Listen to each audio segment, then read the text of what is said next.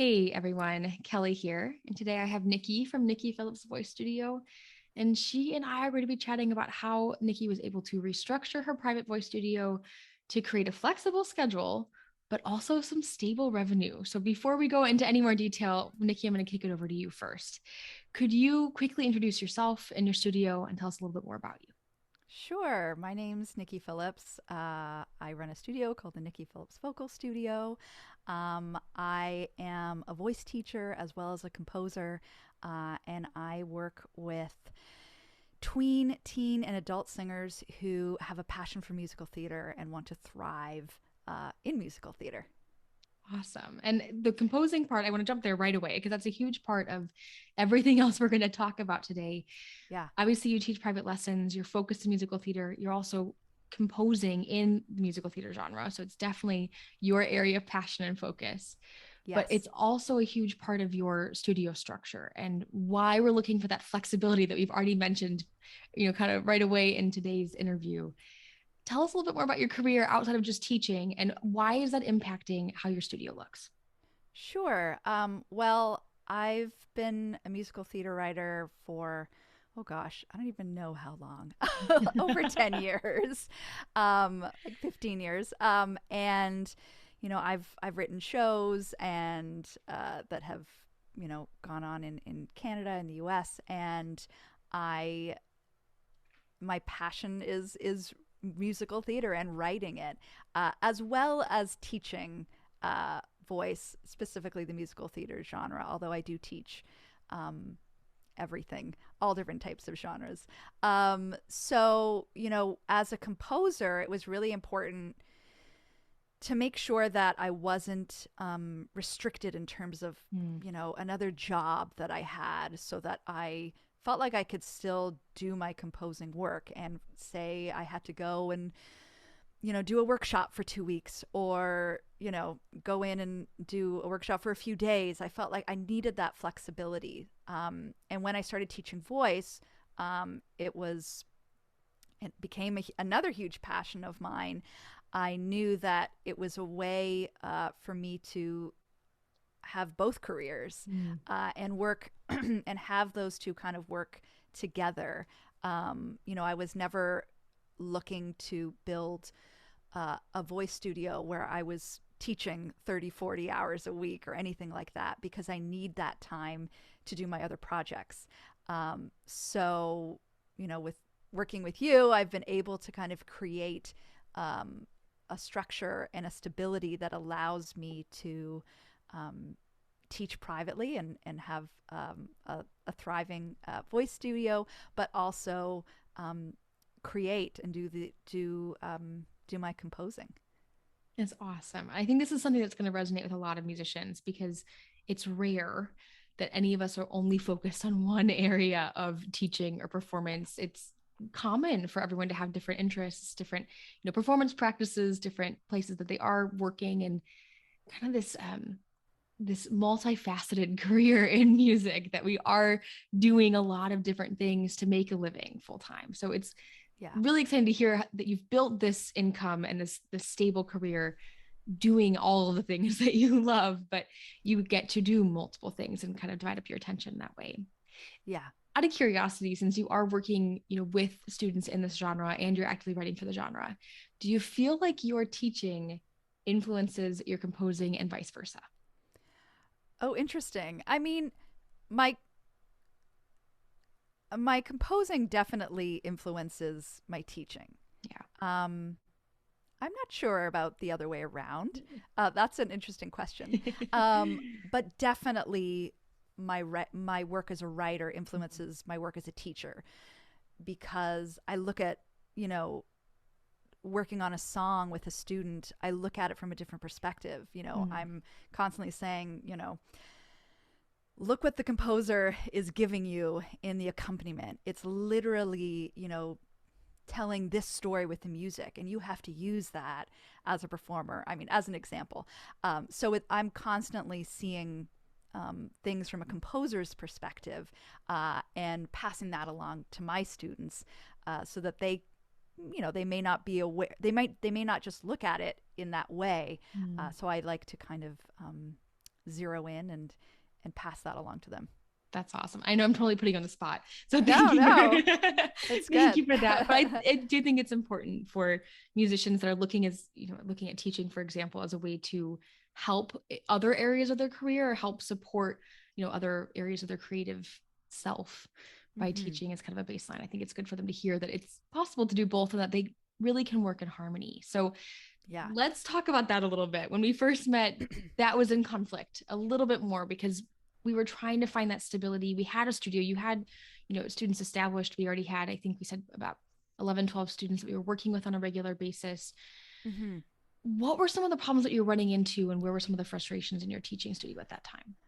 Yeah, the problems I was having was I was having students, but the way my studio was structured, or a lack thereof, was that they, you know, if they canceled, they wouldn't make it up, or that wasn't in my policy, or they were taking off for 2 weeks, or there was no commitment to me as a Yeah. teacher, or because I didn't put it in place that way. Um, and there were some months where I was just having so many students, and then it would just keep dipping, and especially around months like the holidays, like December, that would be like, Yeah. oh my God, like I would be freaking out because like I know it's the holidays. I would try to be teaching throughout. I would tell my students like I'm available, I'm just taking off a few days and trying to get that income in. Yeah. So my frustration was, I reached a point where I was like, it needs to be more stable. How do I make this more stable? Because my writing as a composer is not stable, and that's just the name of the game. Mm-hmm. That's just normal. So I wanted this part of my life to be stable. Yeah. So that there was a balance, so I wasn't going crazy.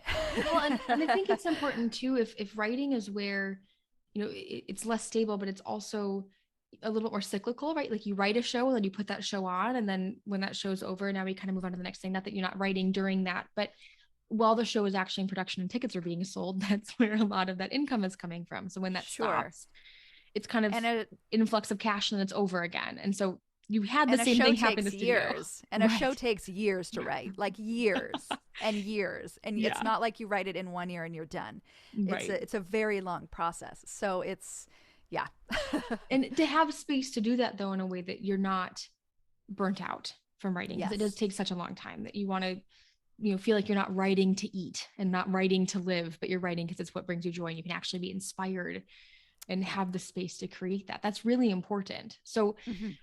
okay, we had this instability, and I know looking back at our numbers, and before we sat down today, we talked a little bit more about what the numbers looked like at the very beginning. I think it's helpful for everyone to know this has been a little under 6 months is kind of the time frame that we're talking right now. So about 6 months ago, when we looked at the numbers, it was varying sometimes as much as $1,000 in a month in the income. It was a big swing. We're not talking about a couple $100s. It could be, I think you said like what, 3,100 to 4,300, and it would kind of bounce all over the place. Yeah. What had you tried? I mean, I know we talked about adding some lessons over the holidays, but what did you try already to solve this? I mean, I would try doing like social media, just in terms of Mm-hmm. kind of just presence on Facebook and a presence on Instagram, and trying to, I guess, promote myself that way. I would try Google. I tried Google Ads. I tried other kind of payment things. Like I was on Thumbtack for a while and things like that. So play like or forget the other platform, but There's so many of these now. I know places like that. So I tried all those things.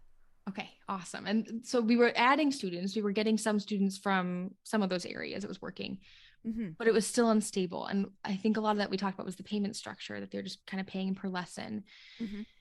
In months where things were dipping a little bit and it wasn't as stable, obviously the income is a frustration, but what were some of the other frustrations that you had in the studio structure and organization when there was that much fluctuation happening?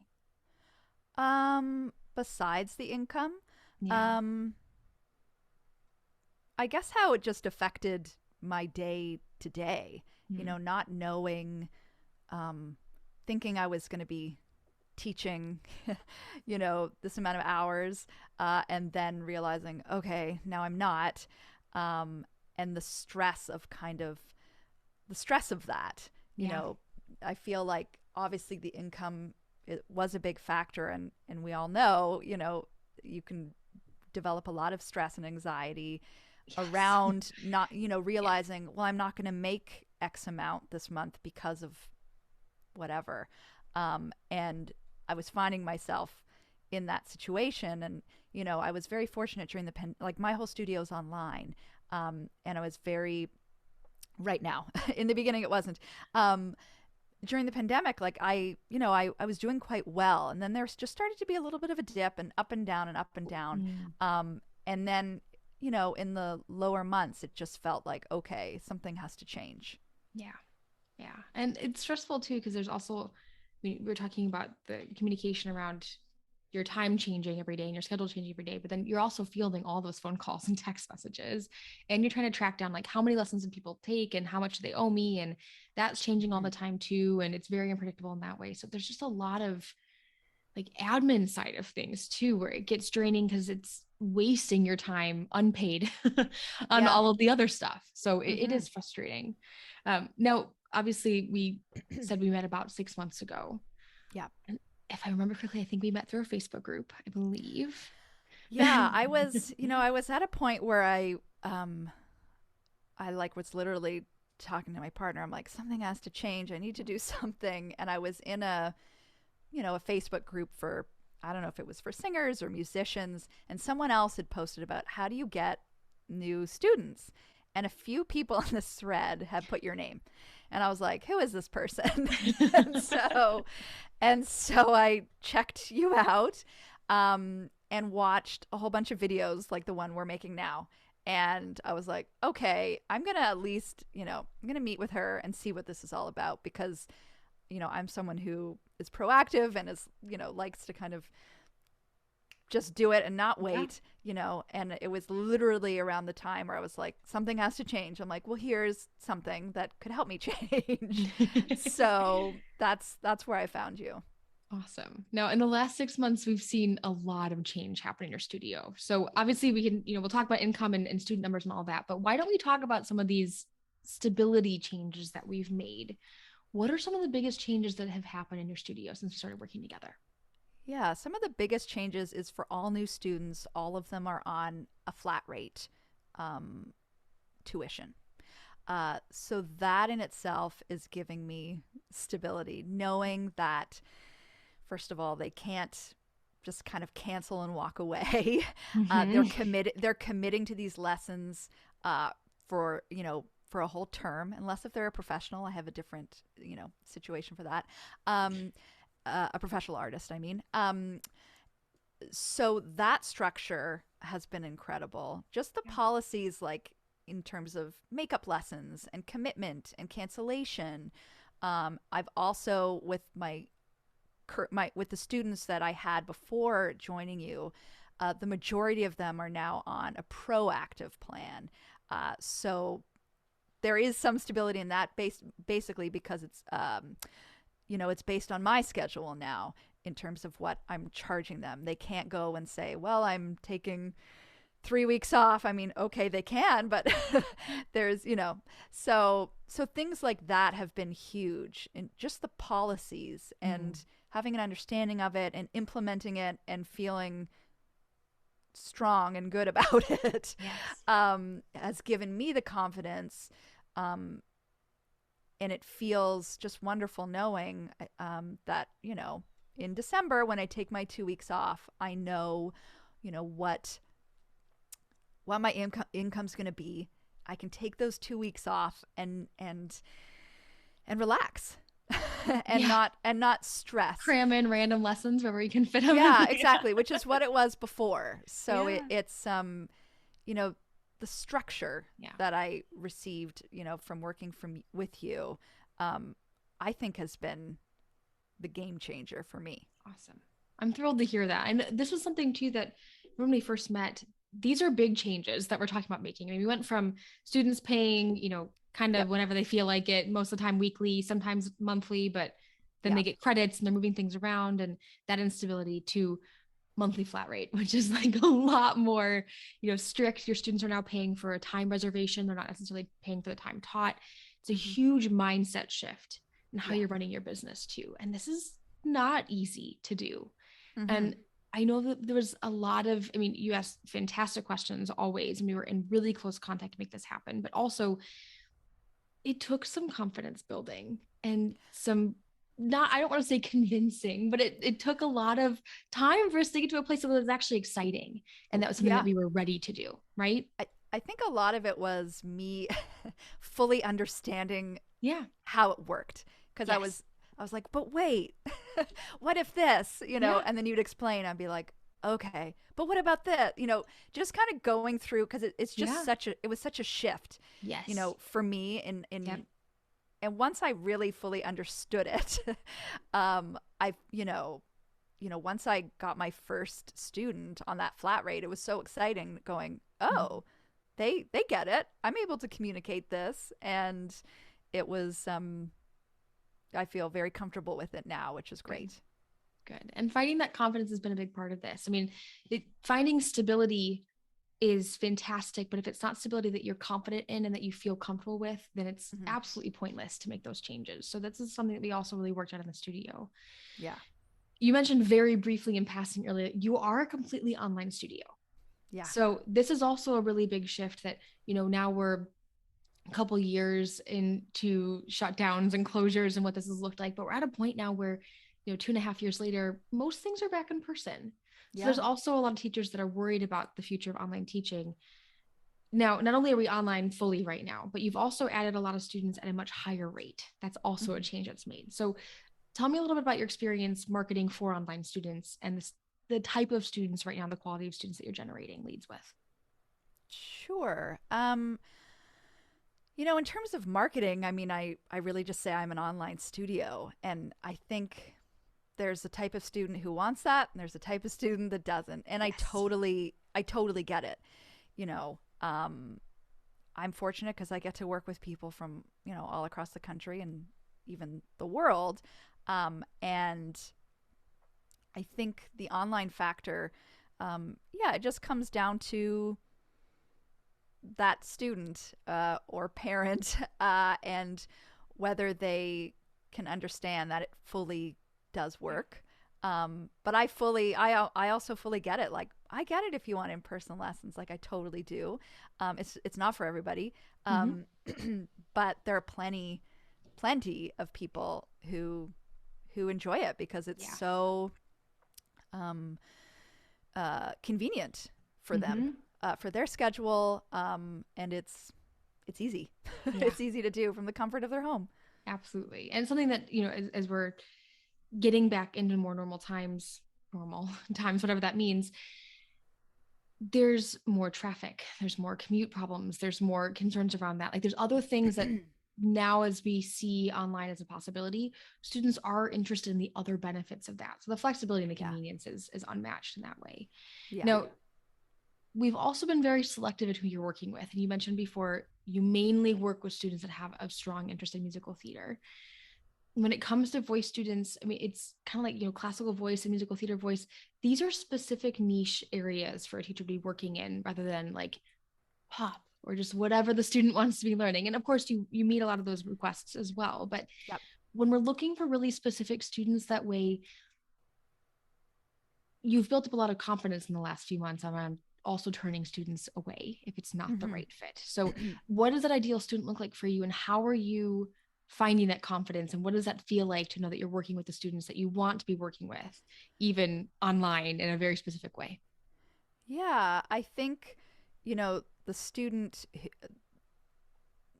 student who well, first of all, is passionate about musical theater.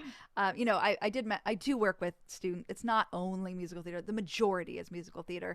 Um, I mean, I can just tell if when they're, on a consultation, this is another thing that I'm doing through your program is consultations, Mm-hmm. getting to get to know the student beforehand and ask them a bunch of questions. And I can kind of just tell if they're, they've got the theater bug in them. But someone who's motivated, someone who's passionate, someone who's excited, someone who wants to be there. Mm-hmm. A lot of the times I'll get inquiries from my website through like the student themselves, like if they're a 14-year-old or 15-year-old, and I know like they're interested in this because it's not just the parent, reaching out to me. But getting to, I have had students where after working with them in the summer, I'm like, it's just not ideal, because I know I'm at my best when I'm, working with students who want to be there and are kind of on the same page as me. So it's when you have that kind of perfect student, it just makes teaching more enjoyable Mm-hmm. as opposed to, we've all been there feeling like you're kind of babysitting a Yeah. student, which Yes. is not what I want. Right. Well, and especially because you are looking at longer lesson times. Most of your students are an Yeah. hour. We have a few 45-minute, but these are really serious students that are very excited about, like you said, the majority of them about musical theater. That takes a more particular marketing approach to make sure that we're attracting the student, but it also takes a more um, tactful approach in that consultation to make sure that we are asking the right questions, that we do have the right student. And if it's not the right fit, it's perfectly fine to turn them away and say no and refer them out to somebody else. So Yep. finding that balance has also been a big change. Yes. Now, as we've built this ideal studio, I kind of want to talk about where we are now and some of the results that we've had. So we talked about, starting, we were kind of fluctuating in that like 31 to 43,000 a month. Where are we right now? And I know right now it's the beginning of October. What does October look like for your studio? Yeah, October looks like I'm going to be having at least $6,200 in monthly income, which is really exciting. One of the things I was we were talking about is, for me, I wasn't looking at building a studio that was 25, 35, 40 students. Right. So having that balance. So I'm kind of, very, very close to kind of my target number that I wanted to be at. So it's very exciting. That's awesome. And part of that target too has been identifying the students, like we said, that are really serious, and also making sure that because you are limiting the time that you're spending on teaching, that the students that are coming into the studio are also willing to pay a premium for your time because there's not a whole lot of time available and there's not a lot of spots left. I mean, our studio is maybe one or two spots away from being full, but full Yeah. is also different for you. Like you said, you maybe Yeah. 20 hours of teaching max. Yeah, not even. Yeah. Yeah. So Yeah. Yeah. it's nice to stay under that. So since we're at that point, we've increased our rates. So from about 6 months ago, any new students that we're working with are paying a rate that's a little over 20% more than what we were charging before, which is a huge jump. And then we also put them on the monthly flat rate. So Hmm. we've added the stability, we've added a lot more consistency, we've added more serious students. But I think the other really important part of this is that in your flat rate tuition, we've also built a lot of time off. And that was the flexibility that you were kind of hinting at before. So, Yes. how many weeks do you not teach in a year? Well, I guarantee my students 42 weeks. So there's potentially 10 weeks, definitely Mhm. 8. 2 weeks are built in as kind of emergency weeks in case Yeah. I get sick or I need them for other things. Um, so having that is incredible. I think the first time I took from your program, the first week I had off was like the first week of July. And I was like, oh my God, I'm taking like a week off. And I was like, this is crazy. Like it felt great. Like it was incredible. Just knowing that I have these weeks off coming also Yeah. kind of gives you a little bit of a breather, uh, Hmm. because it can be before. I was just like go go go go go go go, Yeah. and now it's allowing me to also be a better teacher, because I'm not so burnt out. Yeah, absolutely. And having that space again for the way that you've structured your career is also really important because that might be time for you to write. And that could be time for you to, be at other events or other conferences. And it's not just time away from teaching, but it's also time to focus on the other things that are important in your career and your creative life. So it's Yeah. good to have that balance. Yeah, What's definitely. interesting too, we're talking about that week in July, and for those listening, Nikki and I before the call kind of walked through what has happened in the last 6 months with that income and that stability. And looking at the numbers, we still have a couple students, like we said, that aren't fully on the flat rates. There is some fluctuation when you take some time off, and that's stabilizing. And as of January 1st, that will be completely changed over for everyone, which is exciting. But Yeah. we started working, mid-March. By June, we added, it was about $1,000 to $1,500 in new revenue because we had all those new flat rate students joining. And so even though, we took some time off in July, we had a little bit of a dip, but Mm-hmm. now it dipped like a couple $100 because it was just those few students that we still had on the old plan. So being able to add that income relatively quickly, but also create that stability so that you could have that time off is just so important. So Yeah. I know we've talked a lot about, how we've set up the studio now and how things are looking. Are there any results outside of the schedule and the numbers that you've seen in your own life or in other areas of improvement that you've been excited about? Um, I think just the peace of mind of kind of knowing that things are working and knowing that I have, when I have a way to bring in new students, and I'm not so stressed, when it doesn't work out with a student or anything like that. But I mean, it's definitely affected, you know, my myself as a human being in terms of um, just feeling like I can plan for a Mm-hmm. future and yeah, live the life that I want to live and not live in lack, which has always been, something that I think every artist struggles with. Yes. So I really feel like, okay, like it feels good to know that, this is there.